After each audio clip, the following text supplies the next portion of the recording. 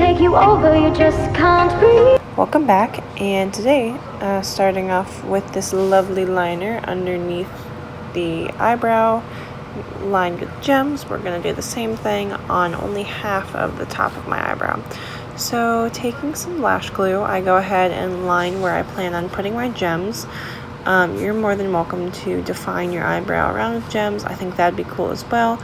But for me, knowing that I'm using glitter liner on my eyelid, I just decided to go with just half of my upper eyebrow.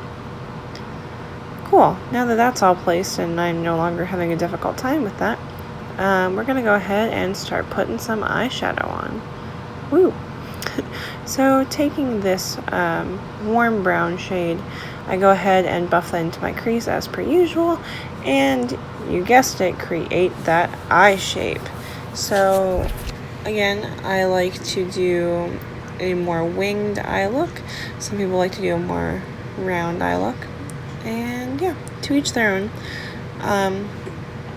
So I just continue creating this shape and blending it out where needed and adding more pigment where needed, usually towards the crease and my outer and inner edges. Yeah, that's pretty much it, as well as buffing it on the lower lash line. Very important for this look, especially because you really don't want to get too top heavy, especially considering we've already done the eyebrows quite ridiculously. If you're interested in purchasing gems like the ones I used in this look, feel free to browse for them on AliExpress, and yeah, just search up like nail gems or something like that. I went ahead and took a metallic shade and popped that onto my lid. And my favorite part, taking this holographic eyeliner, oh, it was so beautiful. My eyes did start to water a little bit, if you can kind of tell that from the video here in a few moments, because I have been doing a lot of makeup and my eyes are more sensitive than the rest of my facial skin. So yeah, but I think the wing on that liner turned out so beautiful. Ugh, I love that eyeliner so much.